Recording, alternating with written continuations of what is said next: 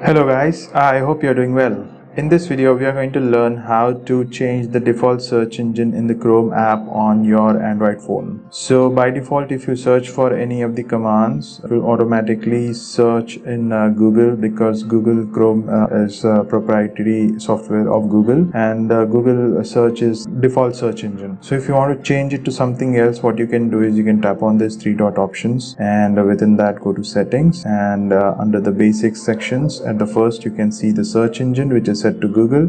Just select that, and there are the list of other available search engines you can choose from. Say suppose I choose Yandex or DuckDuckGo or Bing, and based on that selection, if you go back and search for anything else in this search bar, it will automatically display the results from that particular search engine that you have selected. Now if I search anything, it is opening in the Bing. So this way you can change your default search engine on your Chrome app. I hope this helps. Let me know if you guys have any questions. Cheers, have a great day.